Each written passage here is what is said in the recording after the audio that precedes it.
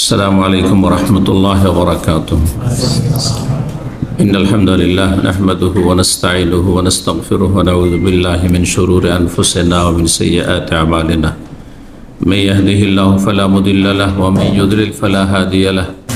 وأشهد أن لا إله إلا الله وحده لا شريك له وأشهد أن محمدا عبده ورسوله صلى الله تعالى عليه وعلى آله وصحبه وسلم تسليما كثيرا. يا أيها الذين آمنوا اتقوا الله حق تقاته ولا تموتن إلا وأنتم مسلمون. يا أيها الناس اتقوا ربكم الذي خلقكم من نفس واحدة وخلق منها زوجها وبث منهما رجالا كثيرا ونساء واتقوا الله الذي تساءلون به والأرحام إن الله كان عليكم رقيبا. يا أيها الذين آمنوا اتقوا الله وقولوا قولا سديدا يصلح لكم أعمالكم ويغفر لكم ذنوبكم ومن يطع الله ورسوله فقد فاز فوزا عظيما. أما بعد فإن خير الحديث كتاب الله وخير الهدي هدي محمد صلى الله عليه وسلم وشر الأمور محدثاتها وكل محدثة بدعة وكل بدعة ضلالة وكل ضلالة في النار. أعوذ بالله من الشيطان الرجيم. ولا تشتروا بآياتي ثمنا قليلا. সম্মানিত দিনী ভাতৃমণ্ডলী, আল্লাহ রাব্বুল আলামিনের প্রশংসা এবং প্রিয় নবী সাল্লাল্লাহু আলাইহি সাল্লামের উপর সালাত ও সালামের পর আজ বৃহস্পতিবার 17 রবিউল আখির 1447 হিজরি মোতাবেক 9 অক্টোবর 2025 আমাদের ধারাবাহিক সাপ্তাহিক বিষয়ভিত্তিক আলোচনার বিষয়বস্তু অত্যন্ত একটি গুরুত্বপূর্ণ বিষয়। যে বিষয়টি এমন একটি মানব জাতির অধিকাংশের অপরাধ, যে অপরাধ মানুষকে ধ্বংস করে, মানুষের দিন ধ্বংস করে, পরকাল নষ্ট করে, দুনিয়া ধ্বংস করে, কিন্তু মানুষ দুনিয়ার তুচ্ছ স্বার্থে সেই পাপে জড়িয়ে যায়। এমন একটি গুরুত্বপূর্ণ বিষয় যেটি আগামীকালকের জুমার সৌদি আরবের প্রতিটি মসজিদের খুতবা, আপনাদের অবগতির জন্য বলছি। আগামীকালকে সৌদি আরবে ধর্ম মন্ত্রণালয় থেকে, ওয়াজারাত শরীর ইসলামিয়া থেকে ঘোষণা হয়েছে যেন প্রতিটি মসজিদে এই ক্রাইম, এই অপরাধের ওপর যেন আলোকপাত করা হয় খুতবায়। তো আমরা তার আগেই আজকেই সে বিষয়টি আলোচনা করে নিতে চাইছি, যাতে করে এখানে রেকর্ডিং সিস্টেম আমাদের কাছে সুন্দর আছে, বিষয়টি রেকর্ড হয়ে যায়। আর তারপরে রব্বা মোবাল্লাগিন আউ আমিন সামে, নবী সাল্লাল্লাহু আলাইহি ওয়াসাল্লামের হাদিস।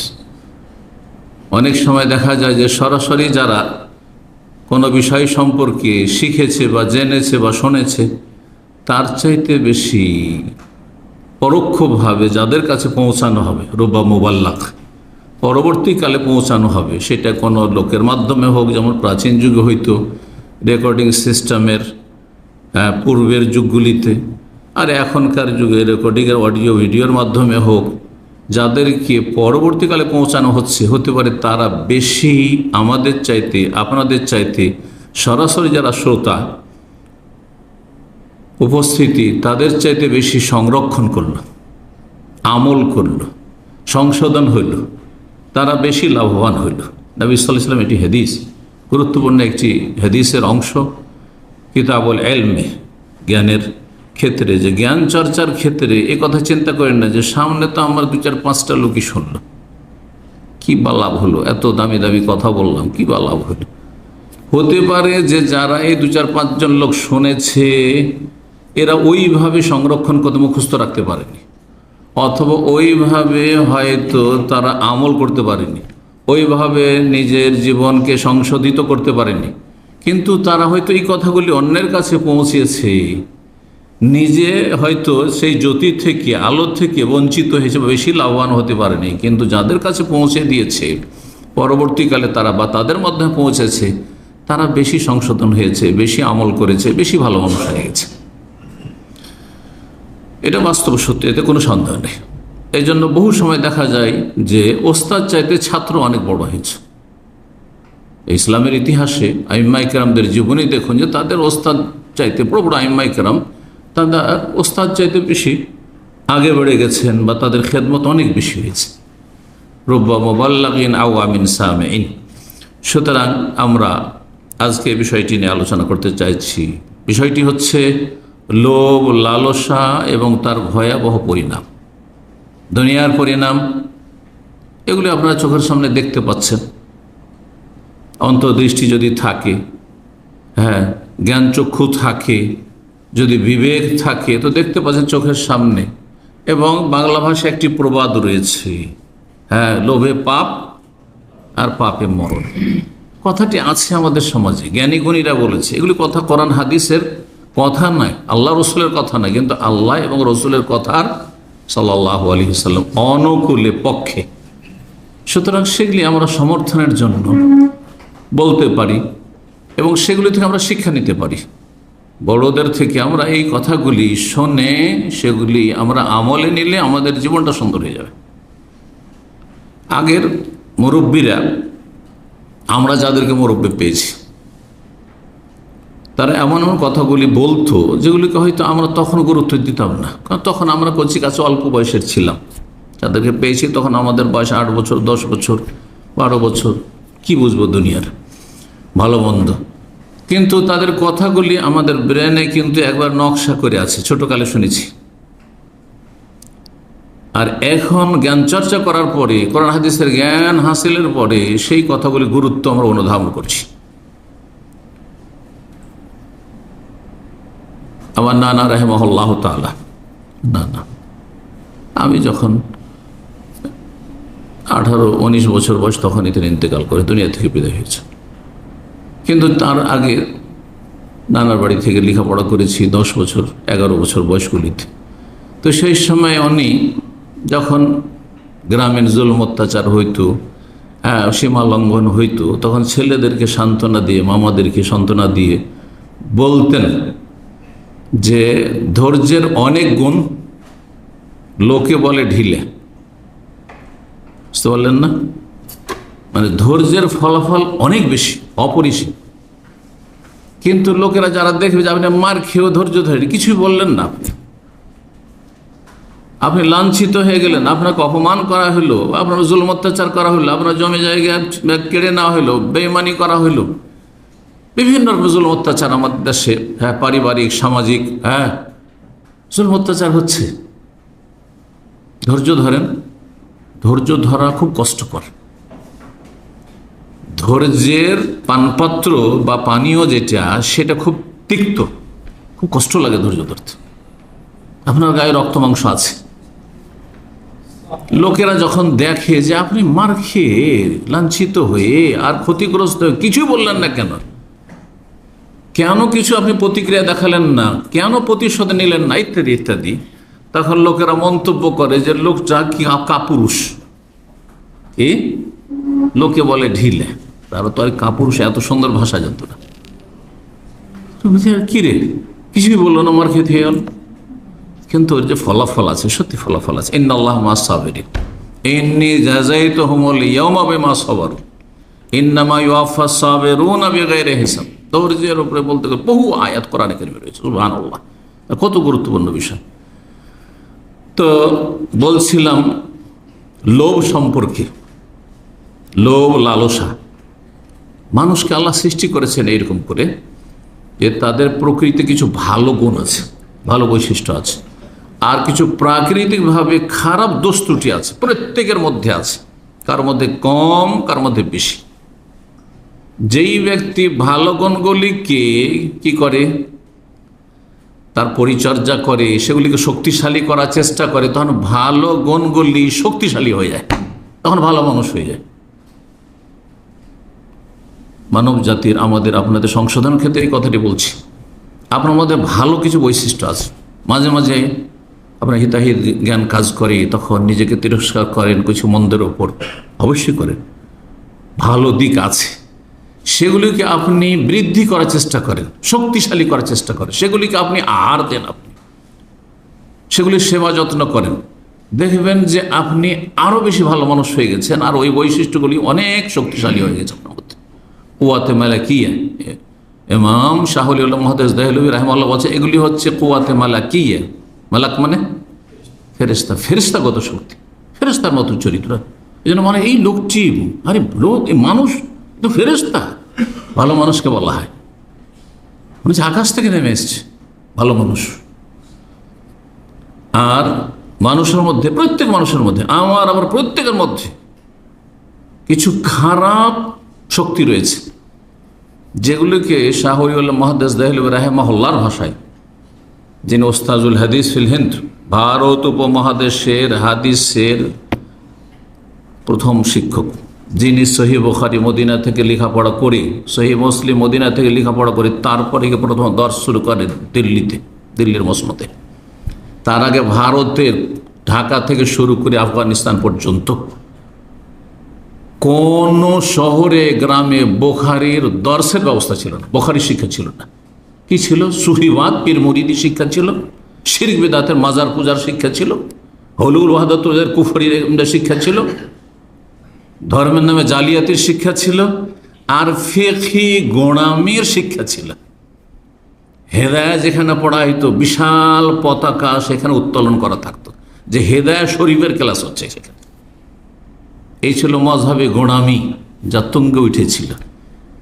আজকে থেকে 400-500 বছর আগের ইতিহাস। জি, এখন যে কিছু কিছু জায়গায় মার খাচ্ছে, মসজিদ ভেঙে দেওয়া হচ্ছে, মসজিদ আপনার জ্বালিয়ে দেওয়া হচ্ছে, তারই কিছু ধারাবাহিকতা চলে আসছে। গোঁড়ামির ওপর আঘাত লাগতে লাগতে লাগতে কোরআন হাদিসের, তৌহিদের, সুন্নাহর আর আপনার ওয়াহির আঘাত করতে করতে করতে আলহামদুলিল্লাহ চূর্ণ বিচূর্ণ হয়েছে, আলহামদুলিল্লাহ।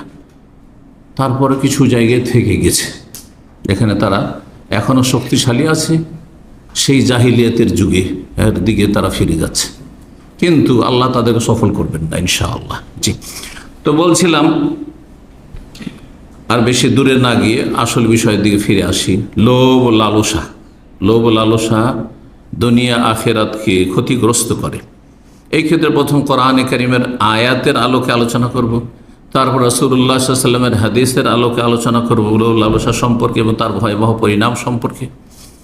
আর তারপরে আলোচনা করব সালাফে সালেহিনদের কিছু উক্তির মাধ্যমে বা আইম্মায়ে কেরামদের উক্তির মাধ্যমে ইনশাআল্লাহ তাআলা। এইভাবে আমরা আজকে এই আলোচনাটি শেষ করব। আল্লাহ যেন তৌফিক দান করেন। প্রথম আয়াত সূরা বাকারা আয়াত নম্বর 141।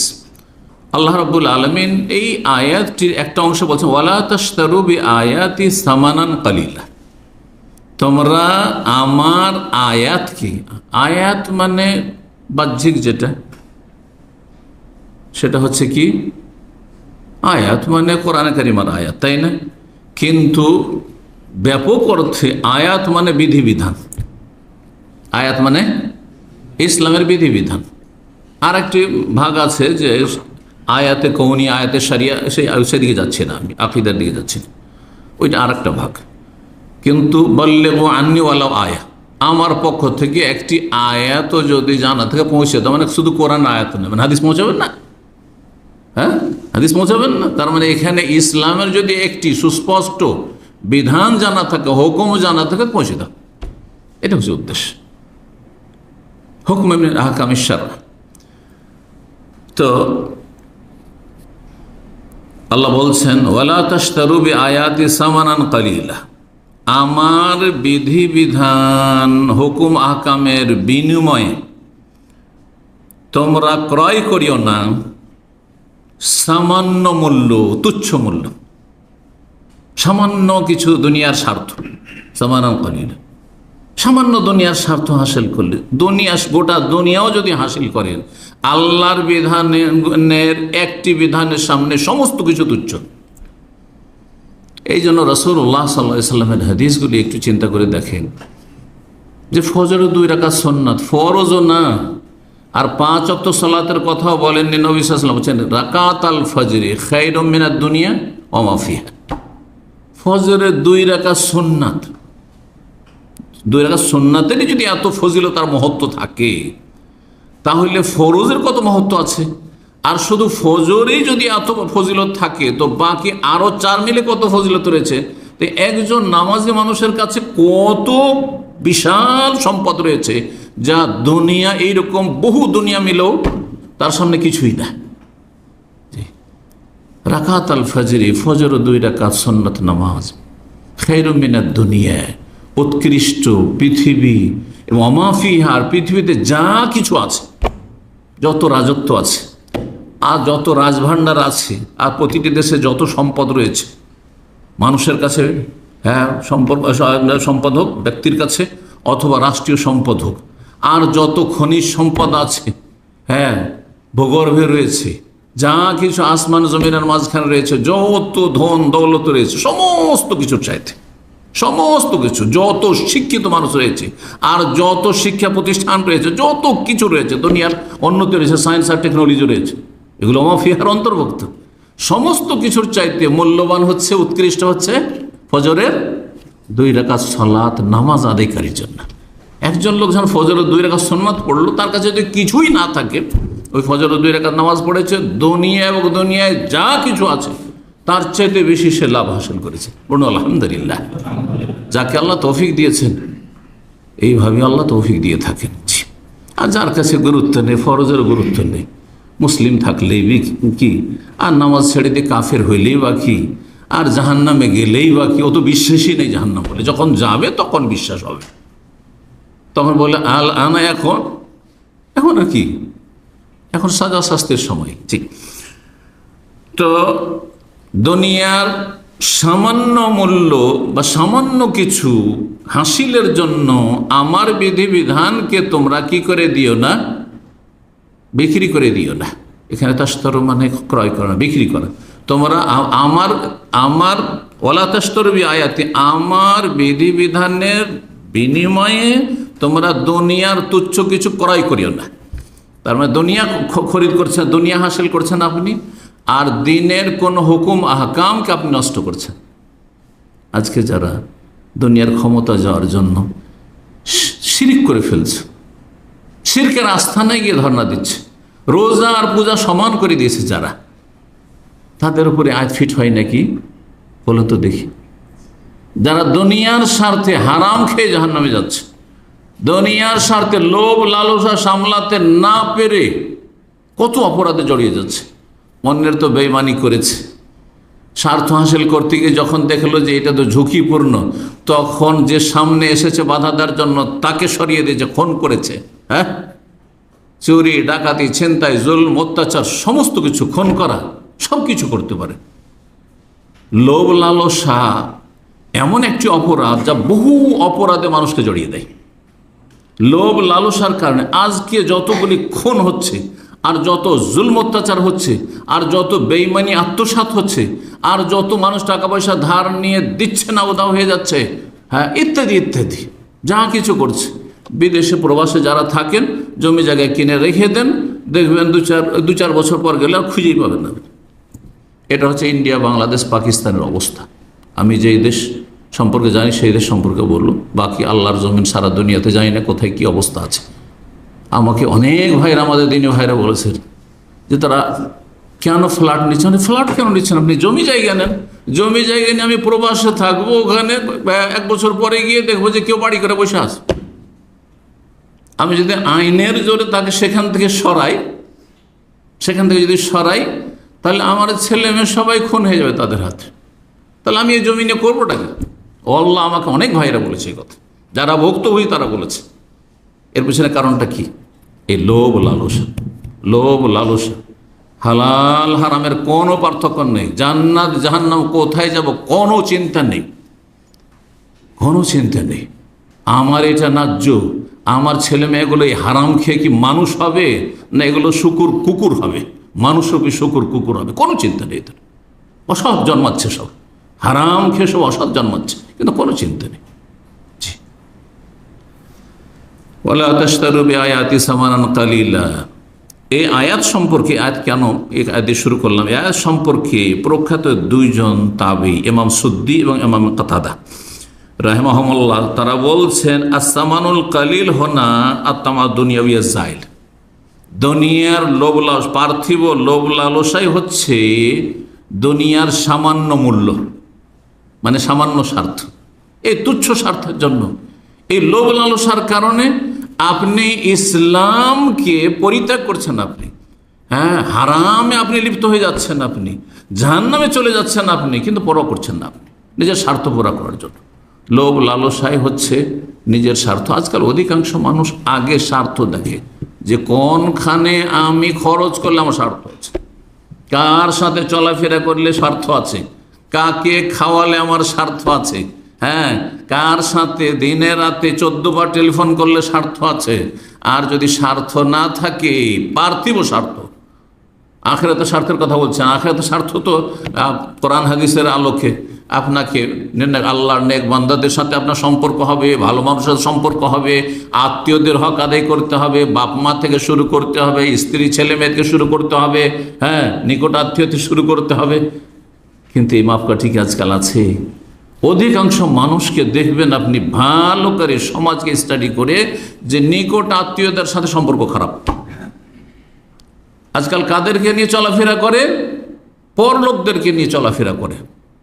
আল্লাহ নেক বান্দা আলেম ওলামাকে নিয়ে না না না না, তাদের সাথে সম্পর্ক রাখাতে কি পাবে? কি পাবে? তাদের কাছে এলেম আছে, দিয়ে হবে কি? আমার পয়সার দরকার, আমার স্বার্থ প্রয়োজন। এ তুচ্ছ লোভ লালসা স্বার্থই হচ্ছে সামানুন কালিল, যেমন প্রখ্যাত তাবিঈগণ বলেছেন। দ্বিতীয় আয়াত সূরা সাদের আয়াত নম্বর 24, তাতে আল্লাহ রাব্বুল বলেছেন যে স্বার্থ মানুষকে জুলম, অত্যাচার এবং সীমা লঙ্ঘনে লিপ্ত করে। যখন মানুষের লোভ লালসা বৃদ্ধি পায়, তখন মানুষ সীমা লঙ্ঘন করে, জুলম অত্যাচার করে, পরের হক নষ্ট করে, বেঈমানি আত্মসাৎ করে। আর আমানত দিলেন, আপনি ব্যবসা বাণিজ্য পার্টনার করলেন, আপনাকে শুধু লসই দেখাচ্ছে, কারণ হিসাব নিকাশ তার হাতে। আপনি বাইরে থেকে টাকা পয়সা হয়তো দিয়ে রেখেছেন, আর খুব বিশ্বাস করেছেন এসব দিনী ভাই, এই দাড়ি দেখে বিশ্বাস। আজকাল দিনী ভাইয়েরাও ধোকা দিচ্ছেন, বিশেষ করে দিনী ভাইদের কথা বলছি, দুনিয়াবি ভাইদের কথা বলে লাভ নেই, কারণ ওরা তো আগেই বেমান হয়ে গেছে। হ্যাঁ, যারা আল্লাহর হক নষ্ট করে, মানুষের হক নষ্ট করাটা কোনো ব্যাপার না। হ্যাঁ, যে বেনামাজি, যার রবের সাথে সম্পর্ক নেই, সে সবই খেয়ে নিতে পারে আপনার। কিন্তু সমস্যা হচ্ছে যে আমার দিনী সার্কেলের ভাইয়েরাও যখন দুনিয়ার স্বার্থের বিষয় আসছে, তখন আর লোভ সামলাতে পারছে না, টাকা পয়সা ধার নিয়ে দিচ্ছে না, আমানতে খেয়ানত করছে, আর হিসাবে নয়ছয় করছে, আর তারপরে পার্টনার হিসাবে নিচ্ছে, আর নেওয়ার পরে হিসাব নিকাশের খবর নেই। হ্যাঁ, কোনো খবর নেই। আউযুবিল্লাহ। এরকম খুব কমই লোক আছে যারা বড় আমানতের সাথে নিজের শরীকদের হক আদায় করে দিচ্ছে। কিসের জন্য? কারণ হচ্ছে একটি, সেটা হচ্ছে লোভ লালসা। আল্লাহ রাব্বুল ইরশাদ করছেন, ওয়া ইন্না কাসীরাম মিনাল খুলাতা'i লা ইয়াবগি বাযুহুম আলা বায। দাউদ আলাইহিস সালামের ঘটনা প্রসঙ্গে আল্লাহ এখানে বর্ণনা করেছেন। দাউদ আলাইহিস সালামের ভাষা, ওয়া ইন্না কাসীরাম মিনাল খুলাতা, অনেক অংশীদারগণ, পার্টনার, যারা টাকা পয়সার শরিক আছে, ব্যবসা বাণিজ্যের শরিক আছে, অনেক পার্টনার বা শরিক লোকেরা কি করে? তারা একে অপরের ওপর জুলম অত্যাচার করে থাকে, হক নষ্ট করে থাকে। লোভ লালসার কারণে মানুষ,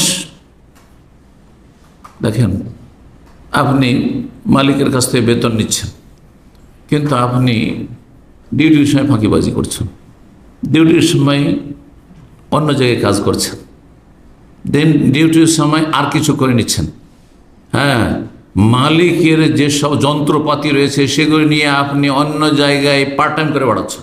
এগুলো অনেকেই করছেন। কিসের জন্য? লোভ সামলাতে পারছেন না। কারণ এইসব যন্ত্রপাতি আমি কিনলে তো অনেক টাকা খরচ হবে, এটা করলে তো হবে। আর তারপরে টাকা পয়সা যখন আপনাকে কেনাকাটার ক্ষেত্রে দেওয়া হচ্ছে, তখন আজকাল অধিকাংশ মানুষ এই ক্ষেত্রে আমানত নেই বললেই চলে। এই জন্য আমি এর আগেও বয়ান করেছি, আজকে আপনাকে বলি, এই লোভ লালসার কারণে জেনে গেছে দোকানদাররা যে এরা হারাম খায়, সুতরাং এদেরকে জিজ্ঞাসা করতে কত টাকা লিখব। একবার আমি আজকে 10-15 বছর আগের ঘটনা, এইখানে পাশের একটা মহল্লা গিজাজ আছে, কিং খালেদ রোডে, একটা তখন এই আপনার KFCর মতো SFC সম্ভবত এসছিল, এরকম কিছু এসছিল। তো রোস্টের দোকান, আমাদের কিছু ইসলাম সেন্টার মেহমান এসছে নিতে, আমিও আছি, আমার ছাত্র ভাইয়ের 2-1 জন আছে সাথে ওদের গাড়িতে। তো আমি কাউন্টারে গেলাম, দেখি তো আরও একজন আছে, তো আমাকে জিজ্ঞাসা করেছে একজন নেপালি অমুসলিম যে কত টাকা লিখবো, কত টাকা লিখবো। আমি বলছি কত টাকা লিখবো মানে যত বিল হইল। তখন আমার দিকে তাকিয়ে দেখছে, তারপরে আমি বললাম যে এটা কেন জিজ্ঞেস করলে, তোমার বিল যা হলো তা লিখবে, কত টাকা লিখবো মানে বলছে সব কই বলতা হয়, হ্যাঁ যে এত টাকা লিখো, বিল হলো 50 টাকা, লিখবে 100 টাকা। বুঝতে পারছেন? তাহলে দেখেন কিসের জন্য এটা হারাম খাচ্ছেন আপনি, এই যে লোভ। আপনার রুজি হারাম, আপনার শরীরে যাচ্ছে হারাম যাচ্ছে। নবী সাল্লাল্লাহু আলাইহি ওয়াসাল্লাম বলেছেন আইয়ুমা লাহমিন নাবাতা মিনাস সুদ ফান্নার আওলা বি, হারাম খেয়ে যে গোশত রক্ত তৈরি হয় তার হকদার হচ্ছে জাহান্নাম, জাহান্নামে যাবেন। এটা তো হইল আপনার রক্ত মাংস থেকে আপনার নুতফা বীর্য, আর এই বীর্য থেকে আপনার ছেলে মেয়ে জন্মাবে। হারাম খেয়ে যে নুতফা বীর্য তৈরি হবে তা দিয়ে কি নেক সন্তান হবে? আর এই ইনকাম, হারাম ইনকাম আপনি ছেলে মেয়েকে খাওয়াবেন, তারা কি আর ভালো মানুষ হবে? কখনো ভালো মানুষ হবে না। এই জন্য ভালো হয় না, আজকাল অধিকাংশ ছেলেরা খারাপ। এর পিছনে দোষ হচ্ছে বাপ মায়ের, বিশেষ করে বাবার দোষ, যে রোজগার করছেন, হারাম খাওয়াচ্ছেন ছেলে মেয়েদেরকে। কারণ ওই যে লোভ সামলাইতে পারেননি, লোভ সামলাইতে পারেননি। আল্লাহ বোঝার তৌফিক দান করেন। তো এই আয়াতে আল্লাহ বলছেন যে অনেক অংশীদারগণ কি করে থাকে, লোভের কারণে একজন আর একজনের ওপর জুলম অত্যাচার করে থাকে, হক নষ্ট করে থাকে। শুধু টাকা পয়সার ক্ষেত্রে নাই, যেমনটা এর আগে ইঙ্গিত করলাম যে মানুষ লোভ সামলাতে না পেরে সরিয়ে দিল। দুই বোন শুধু আছে, বাবার দুটো মেয়ে, বড় পয়সাওয়ালা মানুষ, বর্তমান এই সময়কার ঘটনা, শিক্ষিত ফ্যামিলি, একজন একবারে স্পেশালিস্ট ডাক্তার, দুই বোনের। এক বোন আর এক বোনকে জাদু করে তাকে মেরে ফেলার চেষ্টা করছে। আল্লাহ, আমার কাছে এই অভিযোগ বারবার সে যে ডাক্তার অভিযোগ করছে যে এইরকম করছে, আমি করবোটা কি? আমার বিয়ে হইতে দিচ্ছে না, আমাকে মেরে ফেলার চেষ্টা করা হচ্ছে, প্রতিদিন আমি জাদু কিছু না কিছু আমার রুমে পাই। এই অবস্থা কিসের জন্য? যাতে করে একাই ধন সম্পদ, বাবা মায়ের ধন সম্পদ একাই নিয়ে যেতে পারে। এমন ইতিহাস শোনা গেছে যে বাবাকে ক্ষমতা থেকে সরিয়ে দেওয়ার জন্য, এই স্ত্রীকে বা স্বামীকে ক্ষমতা থেকে সরিয়ে দেওয়ার জন্য খুন করাচ্ছে বা খুন করছে। দেশে যেসব নেতারা একই দলের, হ্যাঁ একই বাতিল মতবাদে বিশ্বাসী, হ্যাঁ একই রাজনৈতিক দলের, তারপরেও একজনকে হ্যাঁ নিজে সেই জায়গাটা দখল করার জন্য জীবন থেকে সরিয়ে দিচ্ছে। শুধু সেই জায়গা থেকে না, সেই দল থেকে না, জীবন থেকে সরিয়ে দিচ্ছে, তাকে সে দুনিয়া থেকে সরিয়ে দিচ্ছে। এসব কিসের জন্য হচ্ছে? একমাত্র লোভ লালসা। তো লোভ লালসা বহু অপরাধে মানুষকে জড়িয়ে দেয়। 3 নম্বর যে পয়েন্টটি এখানে কোরআনে কারীমের আয়াত, সূরা নিসা আয়াত নম্বর 29, লোভ লালসা মানুষকে হারামখোর বানিয়ে দেয়। কথা প্রসঙ্গে চলে এসছে, আয়াত এখন বলি। রব্বুল আলামিন ইরশাদ করি, ইয়া আইয়ুহাল্লাযীনা আমানু, হে ঈমানদার, লা তাকুলু আমওয়ালাকুম বাইনাকুম বিল বাতিল, তোমরা তোমাদের ধন সম্পদ, একজনের ধন সম্পদ আর একজন হারাম পন্থায়, অবৈধ পন্থায়, বাতিল পন্থায় খেও না, ভক্ষণ করিও না। লা তাকুলু আমওয়ালাকুম বাইনাকুম, তোমরা আপোষে একজন আর একজনের ধন সম্পদ হারাম অবৈধ পন্থায় ভক্ষণ করিও না। ইল্লা আন তাকুনা তিজারাতান তারাযিম মিনকুম, তবে ব্যবসা বাণিজ্য যদি হয় আর পরস্পর সম্মত, ব্যবসা তো জবরদস্তি চলবে না। একজন লোক আপনার কাছে বিক্রি করতে চায় না, তাই বিক্রি কর, জমি করছে, অনেকে করছে, বড় বড় পয়সাওয়ালারা কোন একটা প্রজেক্ট তৈরি করবে। চায়ের বাগান এলাকার আমি গল্প শুনেছি, কারণ চায়ের বাগান এলাকা আমার পরিচিত বেশ কিছু লোক আছে, আসাম, সিলেট, এইসব এলাকায়, কারণ সারা পৃথিবীতে আলহামদুলিল্লাহ আমাদের দিনী ভাইরা আছেন। বলছে যে গরিবের কোনো স্থান নেই, 2-4 বিঘা জমি আছে আপনার, আর যাদের 100 বিঘা 200 বিঘা 500 বিঘা জমি আছে, জবরদস্তি এই জমিটা বিক্রি করে দেয়, ইচ্ছা মতো রেট ধরলো, তারা পয়সা নেবে না, তোকে সরিয়ে দেবো, তোর জমিও কেড়ে নেব, দুনিয়া থেকে সরিয়ে দেবে, আর জমি তোকে দিতে হবে, পয়সা নেয় আর না নেয়। জি, হারাম পন্থায় ভক্ষণ করা। জি, এরকম বহু নজির রয়েছে, বহু নজির রয়েছে। এইরকম ব্যবসা বাণিজ্যের ক্ষেত্রে কর্মচারীরা রয়েছে, টাকা পয়সার আমানতের ক্ষেত্রে হারাম পন্থে খাচ্ছে। ব্যবসা বাণিজ্যের ক্ষেত্রে সম্মতি থাকতে হবে। আপনি কোনো কিছু বিক্রি করছেন, আপনি যদি বলে যান না এই রেটের কমে আমি দেব না, বা এটা আমি দেব না, এটা দেবো, এটা দেব না, আপনার অধিকার না যে এইটাই নেব আমি।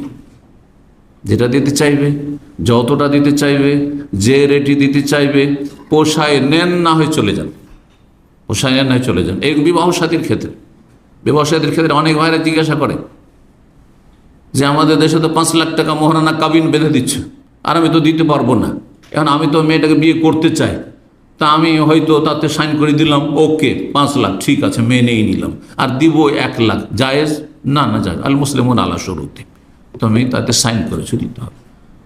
তো বলছে তাহলে আমি যে বিয়ে করতে চাই, তো সেটাই ফরজ, সেখানে বিয়ে করতে হবে। যেখানে 1 লাখ টাকাওয়ালা মহিলা পাবে সেখানে বিয়ে করা, হ্যাঁ, যেখানে ফ্রিতে পাবে সেখানে বিয়ে করো, হ্যাঁ, 10 টাকা তো পেতে পারো তুমি, সেখানে বিয়ে করো।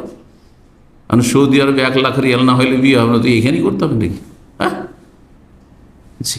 আমার এক বন্ধু ছিল মাদ্রাসার শিক্ষক, আল কাসিম, তো সে নতুন নতুন বিয়ে করেছে, আর প্রায় 1.5 লাখ রিয়াল খরচ করেছে।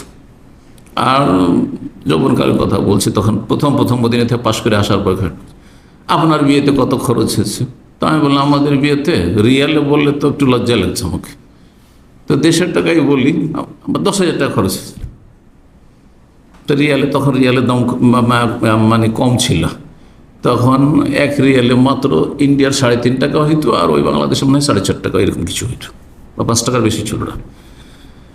তো আমি বললাম এরকম, তো বলছে সুবহানাল্লাহ, তো আমি তো 1.5 লাখ রিয়ালে তো 70টা বিয়ে করতে পারতাম, 70টা বিয়ে করতে পারতাম, জায়েজ হইলে আর কি। জি, তো যে কথা বলছিলাম, কি যেন বললাম এই কথাগুলি, হ্যাঁ, আপনি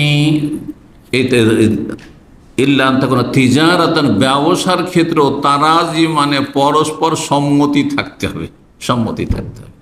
সম্মতি না থাকলে জবরদস্তি, না এটা তোমার কাছ থেকে আমি কিনবো, এটা আমার পছন্দ লেগেছে, এটা দিতেই হবে, না এটা তোমাকে কিনতেই হবে, নাকি কিনতেই হবে আমাকে। এক মুফতি ফতুয়া দিয়েছে বাংলাদেশ, আজব মুফতি, আজব মুফতি। ইন্ডিয়া, বাংলাদেশে, বিশেষ করে বাংলাদেশে তো আরও বেশি উদ্ভট মুফতি আছে, আজব মুফতি আছে। এক মুফতি কি ফতুয়া দিয়েছে জানেন? ফতুয়া দিয়েছে যে 20,000 টাকার মাছ বিক্রি হতে এসছে বাজারে, আর আপনি ধনী মানুষ, আপনার পকেটে 20,000 টাকা আছে, আর তারপরে আপনি কিনলেন না, চলে আসলেন মার্কেট থেকে, আর সে মাছটা সরে গেল, হ্যাঁ কেউ কিনলো না, আপনাকে সোজা জাহান্নাম। এত জাহান্নাম, এত জাহান্নাম, আউযুবিল্লাহ। এ তো খারেজিদের ফতোয়া রে ভাই, কোন অপরাধ করে দিল?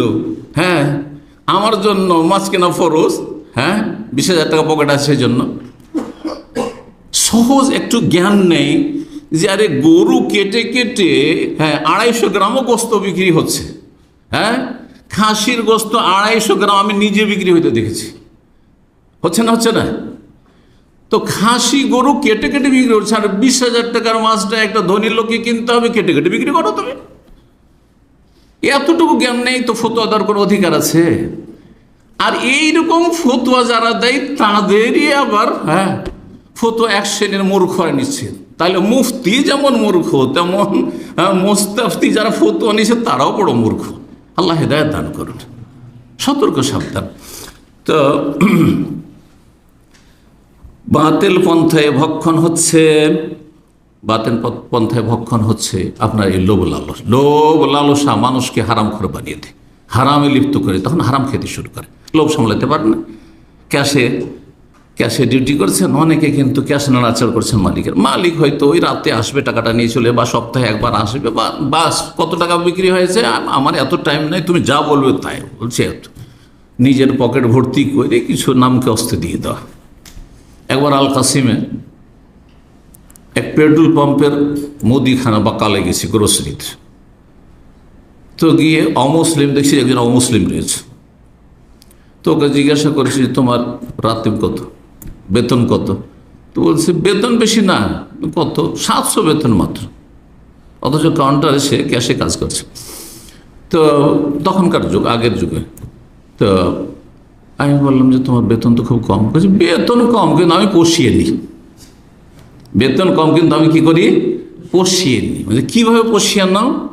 স্যার मैं कैश में ड्यूटी करता हूँ, हाँ जितना लगता हम रख लेते জি, বোঝা গেছে?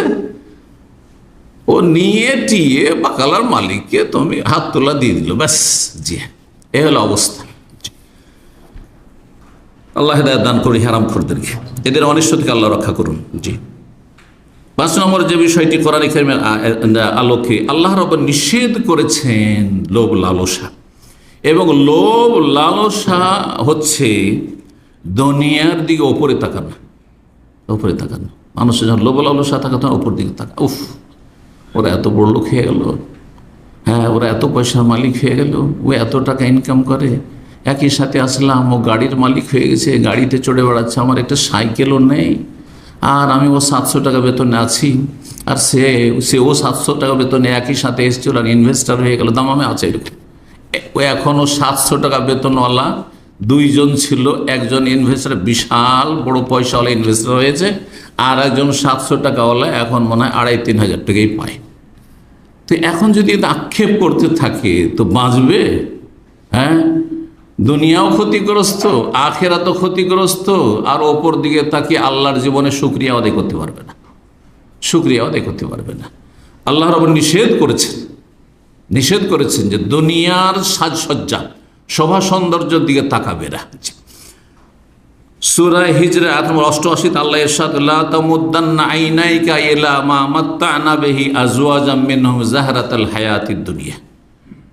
হে নবী, হে মুসলিম, হে মানুষ, তুমি তোমার 2 চক্ষু সম্প্রসারিত করিও না এলা মা মাত্তা'না বিহি, ওই সব ভোগবিলাসীদেরকে যে ভোগবিলাসের সামগ্রী দিয়েছি, বিলাসিতার সামগ্রী দিয়েছি, ধন সম্পদ দিয়েছি, আমোদ ফুর্তির সম্পদ দিয়েছি, সামগ্রী দিয়েছি, সেদিকে তাকায়ও না। যাই রে কত সুখের জীবনযাপন করছে। গ্রামে গঞ্জে মানুষ হিংসা করে কেন? বিদেশ থেকে গেলে খুব হিংসা করে। আমার গ্রামের একজন বলছে, ভাই উফ আপনাদেরই জীবন, কত যে আক্ষেপে বলছে, আল্লাহ কি বলছে, আপনাদেরই জীবন কত। তাহলে তার মনও কষ্ট যে আমি ওই গ্রামেই পড়ে আছি, ওই আমি মাটির বাড়িতে পড়ে আছি, আর এরা আকাশে উড়ছে, প্লেনে উড়ছে, তো এরা বিদেশে থাকছে, কত যে মনও কষ্ট। শান্তি আছে এতে? দুনিয়া তো শান্তির নেই, আখেরা তো শান্তির নেই, যার ফলে বিভিন্ন পাপ, আর অন্তরের পাপ প্রথম হয়। আল্লাহ বলেছেন অন্তরের পাপের কথা, অন্তরের পাপিষ্ট, অমাইয়াক্তুম হাফাইন্নাহু আসামুন কলবু। সাক্ষী গোপন রাখার ক্ষেত্রে আল্লাহ বলছেন, যারা সাক্ষী সত্য কথা জানার পর সত্য কথা বলবে না, অপরাধী সাব্যস্ত হয়তো সাক্ষীটা দিলে, কিন্তু সাক্ষী দিল না, অপরাধী সে ছাড়া পেয়ে গেল বা ছাড় পেয়ে গেল। সেই ব্যক্তির অন্তর হচ্ছে পাপিষ্ট, আসামুন কলবু। মানুষের অন্তর যখন পাপিষ্ট হয়ে যায়, তখন অঙ্গ প্রত্যঙ্গ, মাথা থেকে পা পর্যন্ত, তার ব্রেন, বুদ্ধি, চিন্তা, চেতনা, হাত পা সব কিছুই পাপ করতে লাগে, সব কিছু পাপ করতে লাগে। তখন ধন সম্পদ যা কিছু আছে সব পাপের কাজে খরচ হয়। তো আল্লাহ রাব্বুল আলামিন বলছেন যে তোমার 2 চক্ষু সম্প্রসারিত করিও না এলা মা মাত্তা'না বিহি আজওয়াজাম মিনহুম, যে শোভা সৌন্দর্যের ভোগের সামগ্রীগুলি আমি তাদেরকে দান করেছি বা দিয়েছি কাফেরদেরকে, পাপীদেরকে, অসৎ লোকদেরকে, সেদিকে তাকে প্রতারিত হয়ে না। আপনি দেখেন যে কাফেরদের সেই জাঁকজমকপূর্ণ জীবনযাপন, আর তাদের বিলাসিতায়, আর তারা কত খরচ করে, তারা কত আয়েশ আমোদ ফুর্তি করে, তাহলে কি শান্তি আছে? কোনো শান্তি নেই। শান্তি আছে কিসে? আলা বিযিকরিল্লাহি তাতমাইন্নুল কুলুব। আল্লাহকে স্মরণ করুন, আল্লাহর সাথে সম্পৃক্ত হন, তাল্লুক বিল্লাহ, অন্তরের কলবের সম্পর্ক আল্লাহর সাথে অটুট মজবুত করুন। রব কখনো অসহায় আপনাকে ছেড়ে দেবেন না। যেটুকু খাবেন, আপনি শুকনো রুটি খাবেন, তাতে শান্তি পাবেন আপনি। ডাল ভাত খাবেন, তাতে আপনি শান্তি পাবেন। পকেটে পয়সা না থাকলেও তখন নিচের দিকে দেখবেন যে আল্লাহ আমি তো সুস্থ আছি। কিছু না থাকলে মাথা থেকে পা পর্যন্ত যতগুলি আমার পার্টস আছে, অঙ্গ প্রত্যঙ্গ সবগুলি ঠিক আছে আল্লাহ। ব্রেনটা আমার সুন্দর আছে, চোখগুলি আমার মাশাআল্লাহ সুন্দর কাজ করছে, আমার হাত পা কাজ করছে, অঙ্গ প্রত্যঙ্গ কাজ করছে, আমার কোনো দুরারোগ্য ব্যাধি নেই, আমার কোনো ধ্বংসাত্মক কোনো শরীরে ব্যাধি নেই, আলহামদুলিল্লাহ। মানসিক শান্তি আছে, বলুন আলহামদুলিল্লাহ। আল্লাহ রাব্বুল আলামিন যেন আমাদেরকে তৌফিক দান করেন তার জিকির এবং শুকরের। আল্লাহুম্মা ইন্না আলা যিকরিকা ওয়া শুকরিকা ওয়া হুসনি ইবাদাতিক। তো আয়াতি কথা লম্বা হয়ে গেল, আমি এখন এগিয়ে যাওয়ার চেষ্টা করি। এখন কিছু হাদিস শোনাই, প্রসিদ্ধ হাদিস লোভ লালসা থেকে সতর্ক সাবধান করার ক্ষেত্রে, লোভ লালসার ভয়াবহতা সম্পর্কে এটি প্রসিদ্ধ হাদিস। এই হাদিসটি এত গুরুত্বপূর্ণ হাদিস যে এই হাদিসের ওপর কয়েকশো পৃষ্ঠার একটি কিতাবই রয়েছে, ইমাম ইবনে রাজব রাহিমাতুল্লাহ আলাইহি শারহ। একটি হাদিস শারহাতে একটি হাদিসের ভাষ্য করেছেন তিনি। তো এই হাদিসটি মুসনাদ আহমদে রয়েছে, তিরমিজিতে রয়েছে, এবং হাদিসটি আল্লামা আলবানী রাহমাহুল্লাহ সহি বলেছেন। হাদিসটি হচ্ছে এইরকম যে মাযিবানে যায় আনে উরসিলা ফি গানামিন বিআফসাদা লাহা মিন হিরসিল মারই আলাল মালি ওয়া শারাফি লিদিনিহি। দুটো ক্ষুধার্ত নেকড়ে বাঘ, হাদিসের বিষয়বস্তু হচ্ছে দুটো ক্ষুধার্ত নেকড়ে বাঘ। নেকড়ে বাঘ বুঝেন তো? হ্যাঁ, নেকড়ে বাঘ ভয় পায়। যদি নেকড়ে বাঘ একা থাকে, হ্যাঁ, আর যদি দু চারজন আপনারা থাকেন তো ভয় পায়, পালাবে। একজনকে যদি পায়, একটা দুটো বকরি পায়, পাল ছাড়া বকরি পায়, ওটার উপর আক্রমণ করে, ভীতু। দুটো ক্ষুধার্ত, এক তো নেকড়ে বাঘ হিংস্র পশু, তারপরে ক্ষুধার্ত আছে, হ্যাঁ, খিদার জ্বালায় ছটফট করছে। আর সেই ক্ষুধার্ত দুটো নেকড়ে বাঘকে যদি বকরির পালে ছেড়ে দেওয়া হয়, উরসিলা ফি গানামিন, বকরির পালে, আসল আহার তার গোস্ত, এই দুটো নেকড়ে বাঘ কি করতে পারে চিন্তা করুন তো দেখি।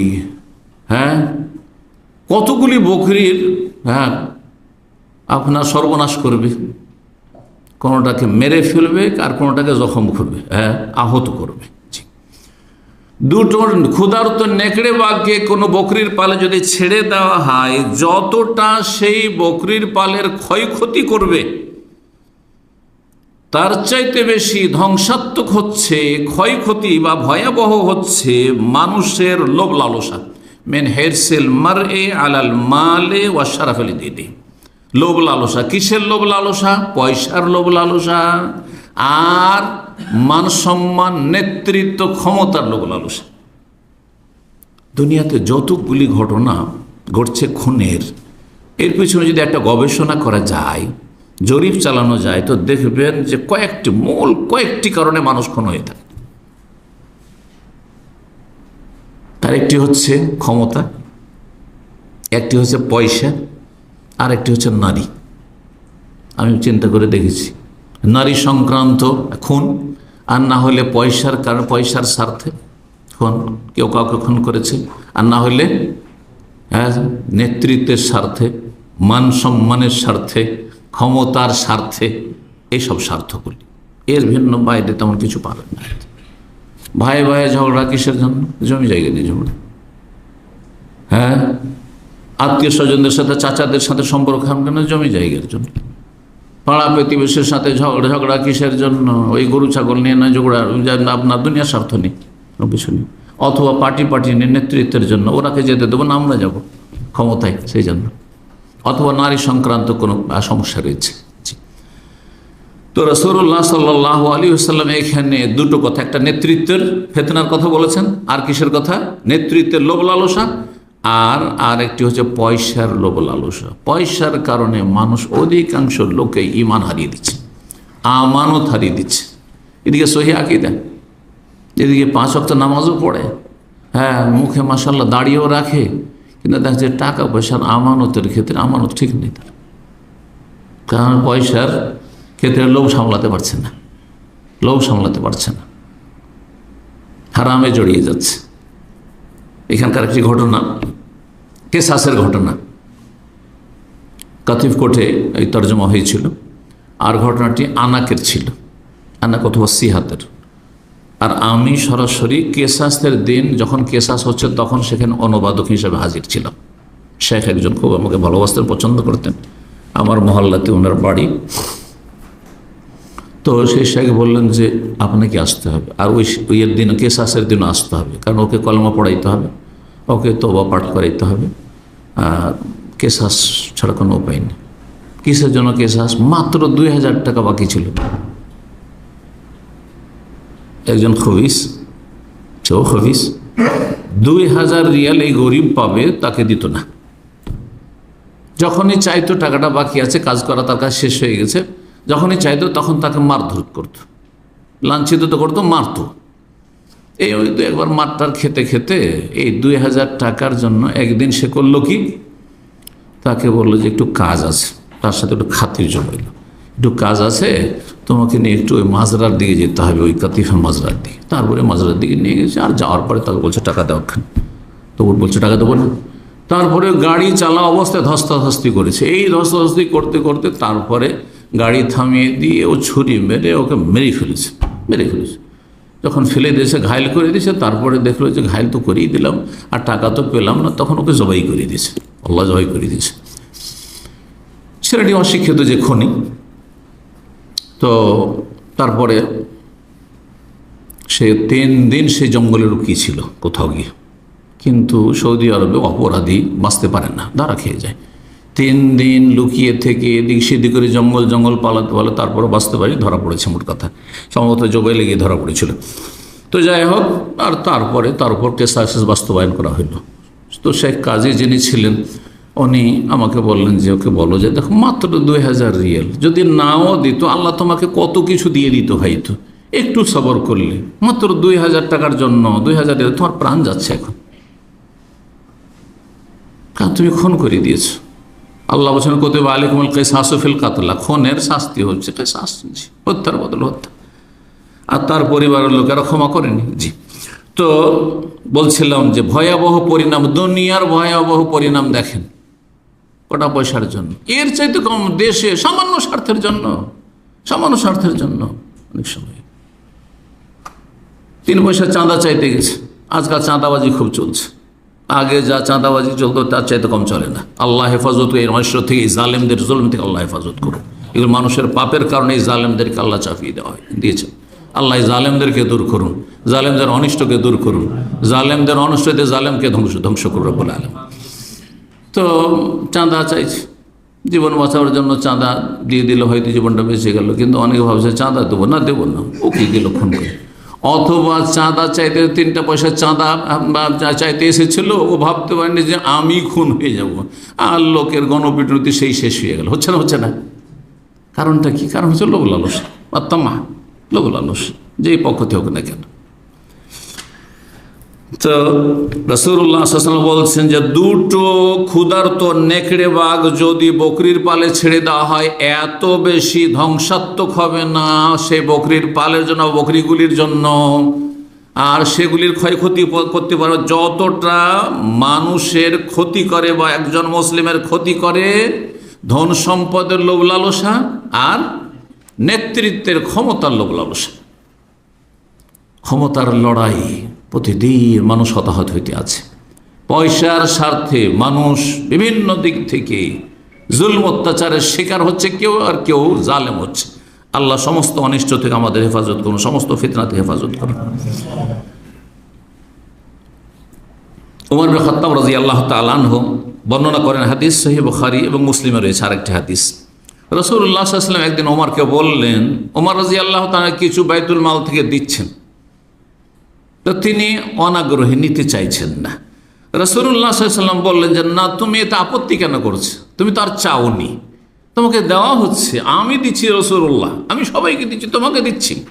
খুযহু, নেও, কেন নিচ্ছ না? ওমা জাকা মিন হাযাল মালে, এই বাইতুল মাল থেকে, সরকারি দফতর থেকে অথবা যেখান থেকে হোক না কেন, কেউ যদি তোমাকে দেয়, ওয়ান্তা গায়রু মুশরিফিন, কিন্তু তুমি তার জন্য উদ্গ্রীব না, মানে লোভী না, যে পয়সা আসুক দেখ, লোভ লালসাও নেই, আর চাইছো না, আর ওত পেতে বসে আছো, ধর্ণা দিয়ে বসে আছো নেওয়ার জন্য, এমনটাও না। ওয়ালা সাইলিন, আর তুমি যাচ্চাও করছো না, চাইছো না। ফাখুজ, নাও, চাইছো না, কোনো লোভও নেই, বিনা চায় বিনা লোভে যদি চলে আসে তো গ্রহণ করো। ওমাল্লা, আর যদি দেখো যে কেউ লোভ লালসা রাখছে আর কেউ চেয়ে নিচ্ছে, তুমি চাইবে না, তুমি চাইবে না, তুমি লোভ লালসা করো না। ওমাল্লা, এইভাবে যদি সহজে না আসে কোনো ধন সম্পদ, ফালা তুতবিউ নাফসাক, তাহলে তার পিছনে তুমি ছুটিও না, তার পিছনে তুমি ছুটিও না। তার লোভ লালসাবিহীন দুনিয়া হাসিল করেন, এতে শান্তি রয়েছে, এতে পাপ মুক্ত আপনি জীবন হাসিল করতে পারবেন, এতে আপনার জান্নাত বহাল থাকবে, এতে জাহান্নামের আযাব থেকে বাঁচতে পারবেন, কবরের আযাব থেকে বাঁচতে পারবেন, বান্দার হকের হুকুকুল ইবাদ, বান্দার হকের ক্ষেত্রে আপনি হাসর মাঠে হিসাব দিতে পারবেন। আল্লাহ কারো একটা পয়সা মেরে আসেনি, লোভ লালসা ছিল না এই জন্য কারো একটা পয়সা মেরে আসেনি, লোভ লালসা ছিল না সেই জন্য কারো কাছে ধার নিয়ে আসেনি, ধার কর্জার বোঝা নিয়ে হঠাৎ করে মরণের পরোয়ানা চলে আসলো, মারা গেলেন। যদি এক একটি দিক আমি বলি, কারণ বিষয়টা স্পষ্ট করলে বলতে হয়, তাহলে অনেক সময় লেগে যাবে, কিন্তু একটি কথা শুধু বলছি, এখানে অনেক ভাইয়েরা আছেন আমাদের দিনী সার্কেলের ভাইয়েরা, নিজের পয়সা নেই, পরের পয়সা নিয়ে ও লাখ লাখ টাকার ব্যবসা দাঁড় করতে চায়। একবার আমি দেশে ছুটিতে আছি, আর এক খুব কাছের দিনী ভাই আমাদের, ওর বড় আকাঙ্ক্ষা যে এতদিন তো চাকরি বাকরি করলে এখন ব্যবসা করবো, একটা দোকান বিক্রি হচ্ছে, তো সে দোকানটা কিনবে, রেডিমেড দোকান আছে, সব কিছু আছে, মাল সামান আছে, আমি কিনব। তো আমাকে বলছে যে শেখ, আমি এটা কিনতে চাইছি, আপনার পরামর্শ, আর যদি কিছু সহযোগিতা, মানে ধার কর্জে হাসানা, ভালো কর্জে হাসানা যদি আমানতদার হয় আর সময় মতো দিয়ে দেয়, মানুষের কাছে নেওয়া যেতে পারে। কিন্তু আমি জিজ্ঞাসা করলাম তাকে যে আপনার কাছে ক্যাশ কত টাকা আছে নিজের, আর দাম কত। আমি দেখাইতে চাইছি লোভ, লোভ মানুষকে মানে উচ্চ আকাঙ্ক্ষায় পৌঁছে দেয়। হ্যাঁ, আদার ব্যাপারে জাহাজের খবর। জি, তো বলছে আমি কোনো রকম 10,000 রিয়াল জুড়াতে পারবো।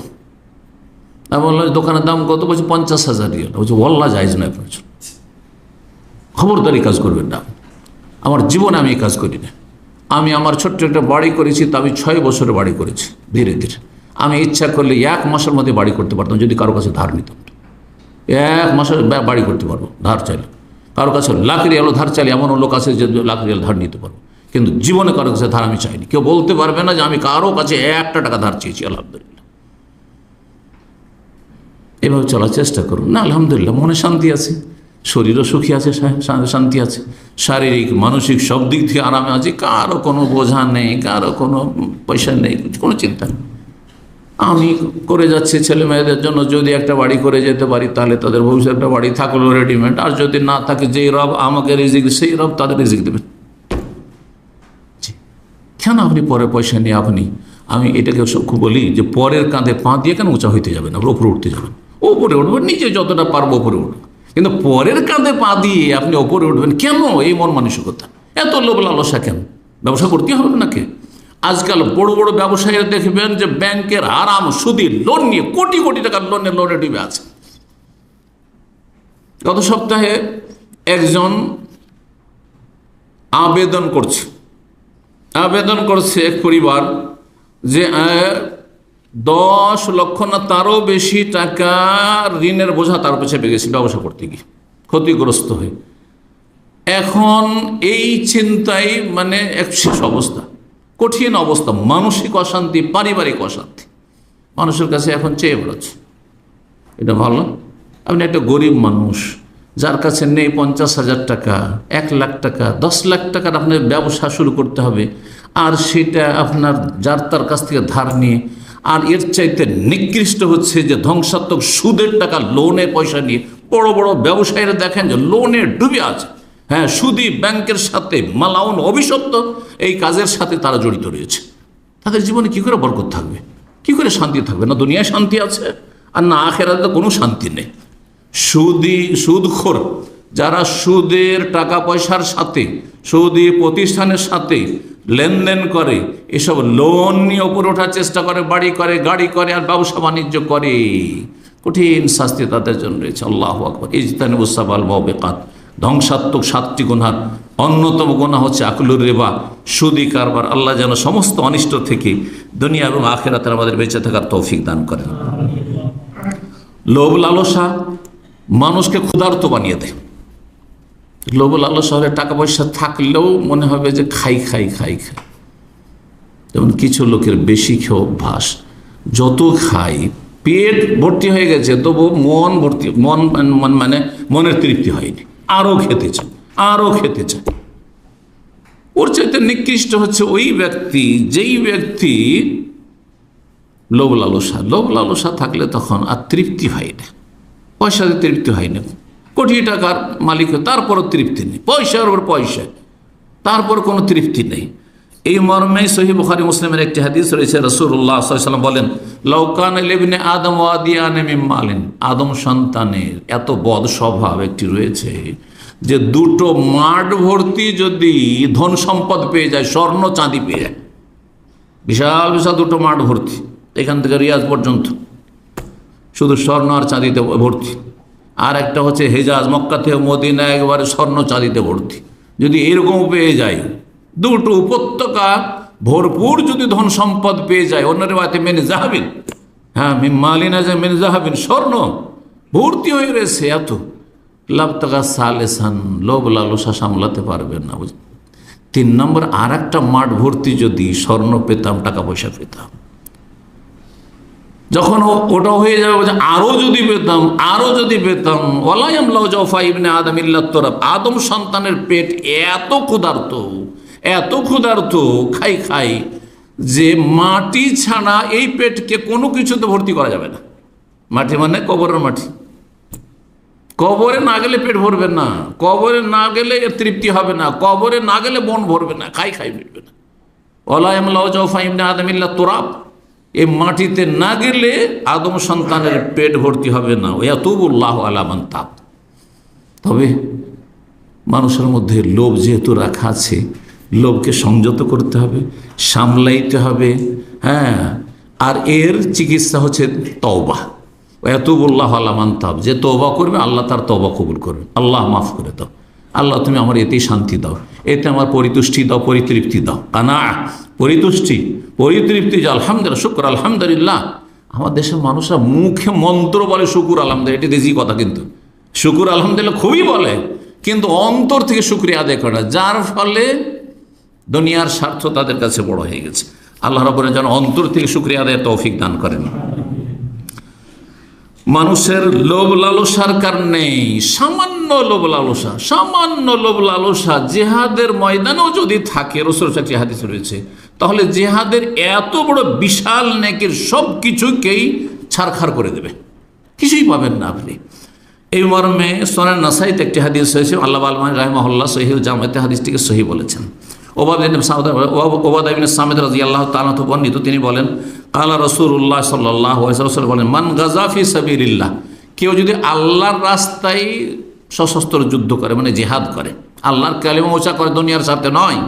ওয়ালাম ইয়ানবি ইল্লা ইকালান, গিয়েছে আল্লাহর রাস্তায় কিন্তু তুচ্ছ একটি স্বার্থ, বেশি বড় স্বার্থ ছিল না, একটা রশি ওর স্বার্থ ছিল, যে কিছু তো নিলাম না, এই রশিটা নিয়ে যাই, কাজে লাগবে। অনেকে হালকা জিনিসকে খুব হালকা মনে করেন। কোম্পানিতে কাজ করেন, টিবয়ের কাজ করছেন, টিস্যুর মালিক আপনি, কারণ টিবয় কোনো জিনিসের মালিক টিবয় থাকে, বড় মদিরা ওগুলোর মালিক নয়, তাই না? আছে তো টিস্যু, হ্যাঁ, গাদার টিস্যু রাখা আছে, তারপরে চা কফি সব কিছু, চিনি অমুক তমুক এগুলো রাখা আছে, ধরেন সাজ সরঞ্জাম রাখা আছে। ও মনে করে যে এখানে তো খাচ্ছি আর খাওয়াচ্ছি, প্রতিদিন কিছু কিছু করে বেঁধে নিয়ে যায়, বাড়িতে নিয়ে যায়। অনেকের বদ স্বভাব আছে, এই লোভ লালসার কারণেও হারাম খাচ্ছে। আপনি ওই কফিটা যখন অফিসে খেললেন তখন হালাল, কিন্তু বাসায় নিয়ে গিয়ে যখন খেলেন তখন হারাম হয়ে গেল। কোন চিন্তা করেছেন এগুলো? চিন্তা করুন তো দেখি। আপনাকে এখানে খেতে দেয়, খাওয়ার জন্য রাখা আছে, কিন্তু এইটা আপনি বাসায় নিয়ে গিয়ে খাওয়াবেন অথবা আপনার বন্ধু মহলকে খাওয়াবেন, এটার অনুমতি কোথায় আছে? এই ক্ষেত্রে দেখতে হবে যে কতজনকে খাওয়াবার আপনার অনুমতি আছে। 1-2 জন কেউ আসলে হয়তো, কিন্তু আপনি ডেইলি 10 জন করে বলে দিয়েছেন যে এইখানে কফি আর চায়ের অভাব নাই, ডেইলি চলে আসবেন সন্ধ্যাবেলা, সব বন্ধু মহল, আর খাওয়াচ্ছেন, যাই যাবে? কখনো না। তো কেউ যদি আল্লাহ রাস্তায় জিহাদ করে কিন্তু সেখানে গিয়ে একটা সামান্য তুচ্ছ স্বার্থ চলে যে এই রশিটা আমানতে জমা করবো না বাইতুল মালে, হ্যাঁ আমিরের কাছে, সেনাপ্রধানের কাছে, বরং এটা আমি নিয়ে যাই, অনেকে এরকম কাজ করে। ফালাহু মা নাওয়া, যেই নিয়তে গেছে সেটাই পাবে, দুনিয়া পাবে, আখিরাতে কিছুই পাবে না, অথচ জিহাদ ফি সাবিলিল্লাহ সে গিয়েছে। যারা লোভী তারা জাহান্নামী, লোভী তারা জাহান্নামী। আয়াজ বিন হেমার রাদিয়াল্লাহু তাআলা আনহু বর্ণনা করছেন যে রাসূলুল্লাহ বলেছেন, সহিহ মুসলিমের হাদিস, সহিহ মুসলিমে লম্বা হাদিসের অংশ, ও আহলুন নারে খামসাতুন, ওই হাদিসে জান্নাতি 5 রকমের আর জাহান্নামী 5 রকমের বর্ণনা করা হয়েছে। তো জাহান্নামী হচ্ছে 5 রকমের, তার এক রকমের জাহান্নামী হচ্ছে ওয়াল খায়েন, বিশ্বাসঘাতক, খেয়ানতকারী, বেঈমান, যে টাকা পয়সার বেঈমানি করে, যে আত্মসাৎ করে, যে নয় ছয় করে, খেয়ানতকারী, আল্লাযী লা ইয়াখফা লাহু তামাউন, তার লোভ সামলাতে পারে না, ওয়াইন তাক্কা ইল্লা খান, ও সামান্য কিছু হইলেও সেখানে খেয়ানত করে ফেলে, একটা টাকাও চুরি করতে পারলে চুরি করে নেবে, 1 টাকা মারতে পারলে মেরে নেবে, আমানতে খেয়ানত করে, এ হচ্ছে জাহান্নাম। লোভ মানুষকে খেয়ানতে নিয়ে যায় টেনে, খেয়ানতের পাপে, আত্মসাতের পাপে, আর আত্মসাতের পাপ তখন জাহান্নামে নিয়ে যায়। এই হাদিস রাসূলুল্লাহ সহিহ মুসলিমের হাদিস। হাদিস বয়ান করলাম কয়েকটি, আয়াত বয়ান করলাম, এখন কিছু সালাফে সালেহিনের উক্তি, ওলামাদের উক্তি বর্ণনা করি, আর সময় আমাদের হয়ে গেছে, সুতরাং আমি সংক্ষেপ করি। ওমর ইবনে খাত্তাব রাদিয়াল্লাহু তাআলা আনহু থেকে একটি উক্তি বর্ণনা করি। তিনি বলছেন, আত্তামা ও ফাকরুন, লোভ লালসা হচ্ছে দারিদ্র, যার মনে লোভ বেশি সে অভাবী, থেকেও অভাবী, আছে তারপর অভাবী, ছোট লোকই তার ঘুচবে না। জি, ওয়াফিল ইয়াসে গিনা আল গিনা, আর যদি আপনি অন্যের অমুখাপেক্ষী হয়ে যান, যে না ওর কাছে পাবো না, বা কারোর কাছে আমি পাবো না, দুনিয়াতে কারোর সাথে আমার কোনো স্বার্থ নেই, তাহলে এইটা হচ্ছে আপনার অন্তরে সচ্ছলতা, আপনি সচ্ছল দেন, কারণ কারো ধারেন না আপনি, কারো দ্বারস্থ না আপনি, কারো দিয়ে তাকিয়ে না যে ও দেবে তো খাবো, হ্যাঁ ওর কাছে কিছু আশা আছে না, আপনার কাছে কোনো আশা রাখেন, তাহলে ভালো, সম্পর্কও ভালো থাকবে আর আপনার অন্তরটাও ভালো থাকবে। অফির তামায়াল ফাকরু, আর লোভ লালসাতে অভাব দারিদ্র রয়েছে। অমা শাইউন আযহাবা লিউকুলির রিজালি মিনাত তামাম, মানুষের বিবেককে যেসব জিনিসগুলি বা যেসব বদচরিত্রগুলি কি করে, বিবেককে হরণ করে, কেড়ে নেয়, তার মধ্যে অন্যতম হচ্ছে লোভ লালসা। মানুষ যখন লোভী হয়ে যায় তখন বিবেকহীন হয়ে যায়, হিতাহিত জ্ঞান থাকে না। আপনি নিজেরটাকে সেভ করছেন না, পরেরটা কেন খরচ করছেন? আপনি নিজেরটাকে খুব ভালো করে যত্ন করছেন, পরেরটা কেন যত্ন করছেন না? অনেক ভাইদের নিজের পার্সোনাল গাড়ি আছে আর কোম্পানির গাড়ি, যখন কোম্পানির গাড়ি চালায় তখন তার সাথে দুর্ব্যবহার করে, হ্যাঁ, অথবা তার সাথে আচরণ আলাদা, সেটার যত্ন নেয় অযত্ন, আর নিজেটার যত্নের শেষ নেই। এটা কেমন? তার মানে আপনার মধ্যে কি রয়েছে? স্বার্থ, লোভ। জি, এটা নিজের আর ওটা পরের না। এইরকম লোক হচ্ছে বিবেকহীন। মানুষের লোভ লালসা মানুষকে বিবেকহীন বানিয়ে দেয়। হাদিসটি মিশকাতে রয়েছে, বিভিন্ন হাদিস থেকে সংকলন করেছেন মিশকাতের লেখক। এখন আর বেশি আগে না বাড়িয়ে ইমাম হাসান বসরি রাহিমাহুল্লাহর উক্তি পেশ করি। তিনি বলছেন, সালাহুদ্দিন আল ওয়ারা, মানুষের দিনের সৌন্দর্য বা ভালো দিক, কল্যাণ হচ্ছে যে আপনার দিনদারি ভালো থাকবে। এটা আল ওয়ারা মানে আপনি অধিক সতর্কতা অবলম্বন করেন হারাম থেকে বাঁচার ক্ষেত্রে। বড়া আমি এর আগে একবার ব্যাখ্যা করেছি, তাকওয়া, জোহদ আর ওয়ারা, এই তিনটি। তাকওয়া হচ্ছে হারাম থেকে বেঁচে থাকা, সন্দেহ অপছন্দনীয় থেকে হয়তো বাঁচেন না, সন্দেহ কিছু অপছন্দনীয় আছে কিন্তু হারাম নয়। তাকওয়া ফরজ, সর্বনিম্ন, জাহান্নাম থেকে বাঁচবে, ওয়াত্তাকুন নার। হ্যাঁ, আর জাহান্নাম থেকে কারা বাঁচবে? যাদের মধ্যে তাকওয়া রয়েছে। জান্নাতি কারা হবে? যারা মুত্তাকিন। জি, তো তাকওয়া মানে হারাম থেকে বেঁচে থাকা। আর জোহদ হচ্ছে আখিরাতমুখী হওয়া, দুনিয়ার লোভ লালসা কমানো, দুনিয়া বিমুখতা। হ্যাঁ, এতে হবে কি, কেমন করে দুনিয়া বিমুখতা হবে? আপনি অপছন্দনীয় বা সন্দেহের জায়গা থেকে বেঁচে থাকবেন। হারাম মনে হচ্ছে না কিন্তু একটু সন্দেহ হচ্ছে, বেঁচে থাকেন আপনি। এটা হচ্ছে জোহদ আপনার। হ্যাঁ, যে আপনি দুনিয়া বিমুখ, দুনিয়ার অত ধারেন না আপনি। আর ওরা হচ্ছে যে আপনি এর ঊর্ধ্বে, আপনি জায়েজ হওয়ার সম্ভাবনা বেশি রয়েছে, কিন্তু সামান্য একটু হয়তো যেটা বলা হচ্ছে উত্তমের খেলাপ করতে হচ্ছে, উত্তমের খেলাপ না করে উত্তমটা করা। একটা হচ্ছে জায়েজ আর একটা হচ্ছে উত্তম। উত্তমটা করা হচ্ছে ওয়ারা, এত অধিক সতর্কতা। তো আমরা তো আমাদের নিজের তাকওয়াই রক্ষা করতে পারি না, তো কোথায় জোহদ আসবে? আর তার উপরে আপার লেভেল হচ্ছে আপনার মারাতেব, এগুলি আপনার আল্লাহ রাব্বুল আলামিন যে মারাতেবগুলি কোরআন হাদিসে বর্ণনা করেছেন, বেগম রাসূলুল্লাহ সাল্লাল্লাহু আলাইহি ওয়াসাল্লাম, তার উচ্চ মর্তবা, উচ্চ মর্যাদা হচ্ছে আপনার দিনদারির ক্ষেত্রে, পরেশগারির ক্ষেত্রে এবং আখিরাতমুখী হওয়ার ক্ষেত্রে আপনার এই ওয়ারা। তো বলছেন যে দিন সুন্দর হবে, হাসান বসরি বলছেন ওয়ারা মানে আপনি অনুত্তম থেকে বেঁচে থাকেন, আপনি খেলাফে আওলা থেকে বেঁচে থাকেন। আর অফাসাদহু, দিন মানুষের বরবাদ হয়, ধ্বংস হয় লোভ লালসা। লোভ লালসা করলে মানুষের ঈমান আমল ধ্বংস হয়। ইমাম ফুদাইল আয়াত বলছেন আফদালুল আমাল আল হিলম ইনদাল গাযাব, সবচেয়ে উত্তম আমল হচ্ছে রাগের সময় ধৈর্য ধারণ করা। রাগ মানুষের হইতে পারে, ধৈর্য ধারণ করেন আপনি। ওয়াসসাবর ইনদাত তামা, লোভ হচ্ছে লোভ লালসা, সবাই খাচ্ছে সবাই পাচ্ছে আমি পাই না, তখন কি করবেন? সবর করেন। ইমাম ইবনে তাইমিয়া রাহিমাহুল্লাহ বলছেন আত-তামা গিল্লুন ফিল অনকে কাইদুন ফির রিজল, মানুষের লোভ লালসা হচ্ছে গলার শেকল, গলায় শেকল যদি কারো পরে হয় কোনো আসামির অপরাধীর, আর ওয়াকাইদুন ফির রিজল, আর পায়ের বেড়ি, পায়ে বেড়ি পরানো আছে।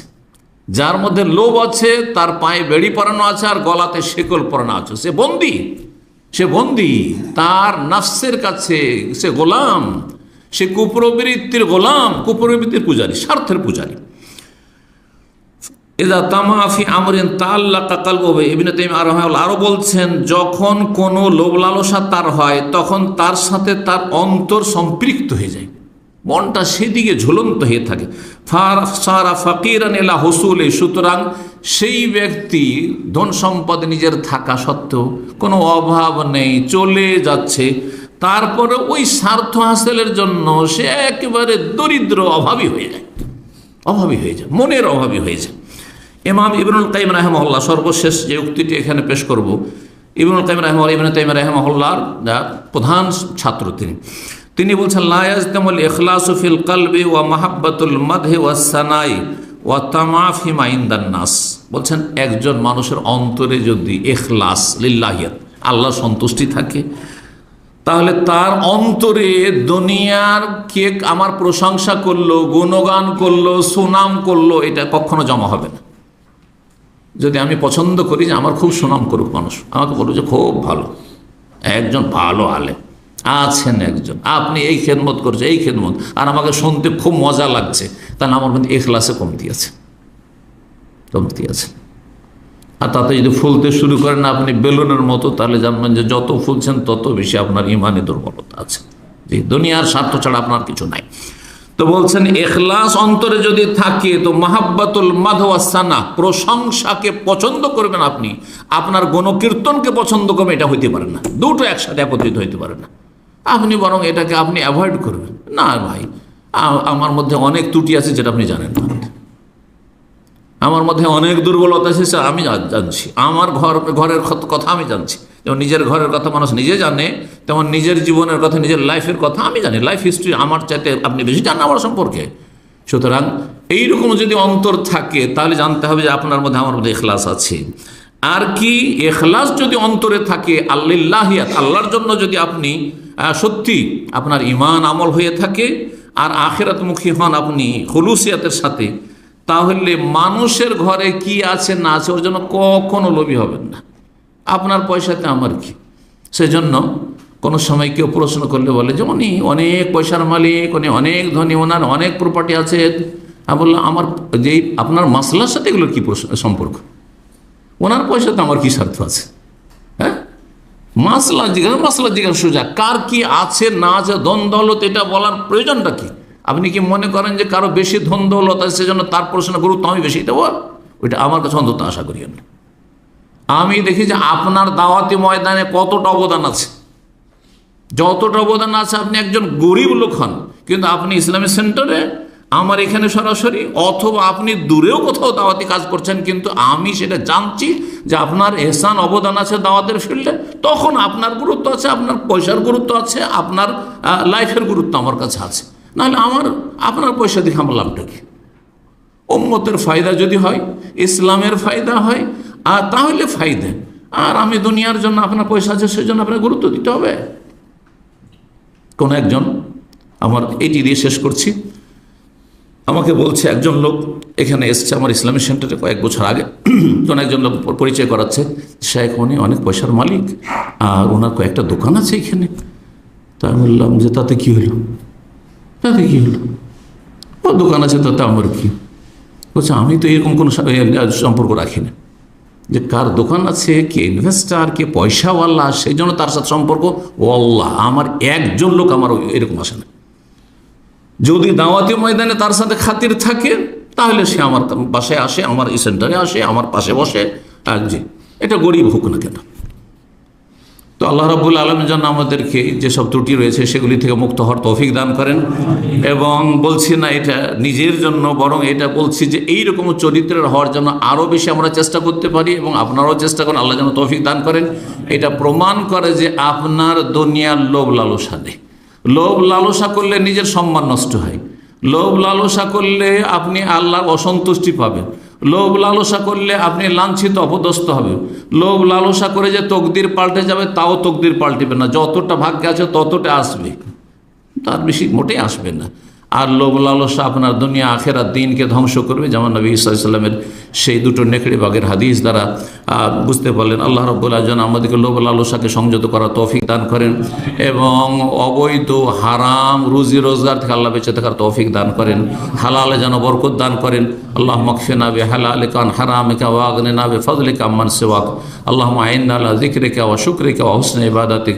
সুবহান রাব্বিকা রাব্বিল ইজ্জাতি আম্মা ইয়াসিফুন ওয়া সালামুন আলাল মুরসালিন ওয়ালহামদুলিল্লাহি রাব্বিল আলামিন।